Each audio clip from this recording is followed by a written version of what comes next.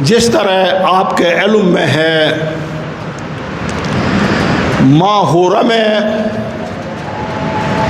اور پھر اس کے تسلسل میں، اس کے بعد منگک میں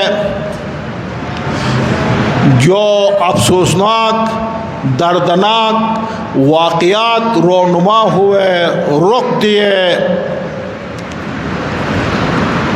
یقیناً اس واقعہ میں بے گناہ لوگ، بے گناہ افراد ظلم و بربریت کے نشان بنے، کچھ بے گناہ لوگ قتل ہوئے، تو اس کی ان دونوں واقعات کے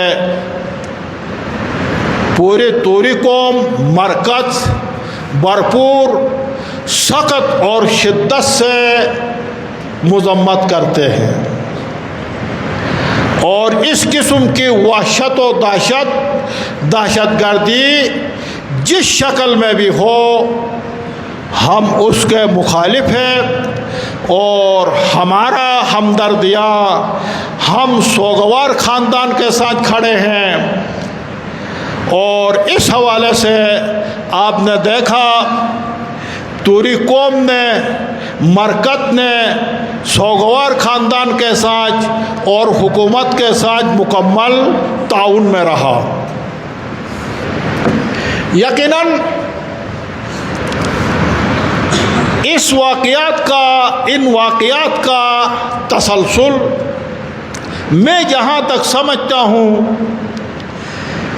نہ سنیوں کے ساتھ مربوط ہے، نہ شیعوں کے ساتھ مربوط ہے، سب کے سب اہل تشیع ہو، اہل سنت ہو، سب کے سب اپنے معاملات کو چاہتے ہیں افہام و تفہیم سے حل کرے۔ شیعہ بھی چاہتے ہیں، سنی بھی چاہتے ہیں کہ اپنے معاملات کو عدالت کے میز پر، مذاکرات کے میز پر افہام و تفہیم کے ذریعے سے حل کرے۔ کوئی بھی قتل و غارت گری کے ساتھ، کوئی بھی بدامنی اس علاقہ میں پھیلانا کوئی بھی نہیں چاہتے۔ اس علاقے کے رہنے والے خواہ شیعہ ہو خواہ سنی ہو، ان کا جینا اس علاقہ میں ہے، مرنا اس علاقہ میں ہے، قبر اس علاقہ میں ہے، کفن اس علاقہ میں ہے۔ کون چاہتا اپنے گھر کے اوپر آگ لگا دے؟ کوئی بھی نہیں چاہتا۔ سب چاہتے ہیں امن کے ساتھ رہے، اور سب اس قسم کے واقعات جو ہوتے ہیں ہم اسے امن کے دشمن سمجھتے ہیں۔ ایسے واقعات کرنے والے، اس طرح جرم میں ارتکاب کرنے والے، ہم انہیں امن کے دشمن سمجھتے، علاقہ کے دشمن سمجھتے۔ کوئی بھی ہو، جہاں سے بھی ہو، جس شکل میں بھی ہو، ہم اسے دشمن سمجھتے ہیں۔ اور یقیناً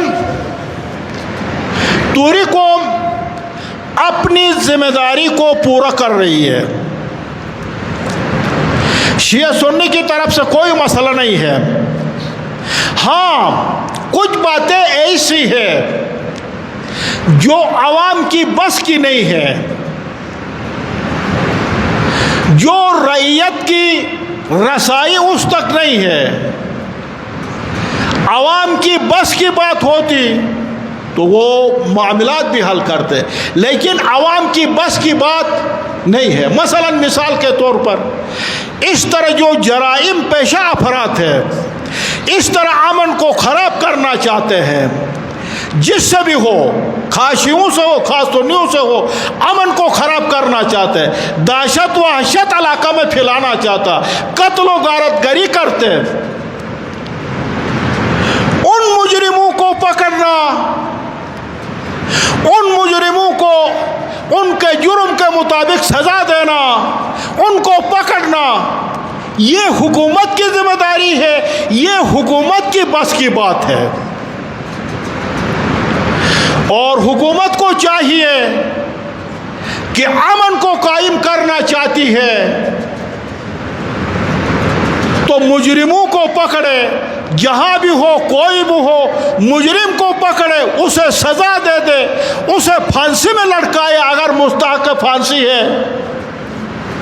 امن قائم کرے۔ یہ حکومت کی ذمہ داری ہے۔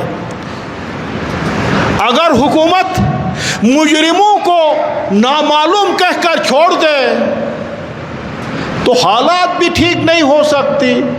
شاید اگر حکومت مجرموں کو نہیں پکڑتی ہے تو کوئی ہدف ہو، کوئی مقصد ہو، وگرنہ حکومت کے لیے ایک مجرم دن دہاڑے جرم کا ارتکاب کرتا ہے تو کیا مشکل ہے؟ حکومت کے لیے کوئی مشکل نہیں ہے۔ حکومت اپنی ذمہ داری کو ادا کرے، مجرموں کو پکڑے، سزا دے اور امن قائم کرے، یہ حکومت کی بات ہے۔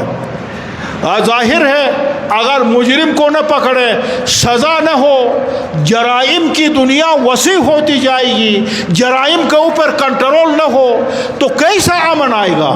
جرائم کے اوپر کنٹرول کرنا، مجرم کو پکڑنا، سزا دینا، یہ حکومت کی ذمہ داری ہے۔ رہ گئی بات میرے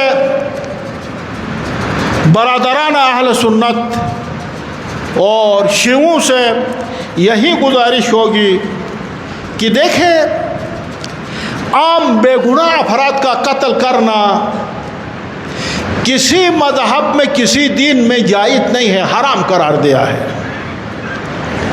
چاہیے شیعہ بھی، اہل سنت بھی منبر و محراب سے اس بات کو سمجھا دیا جائے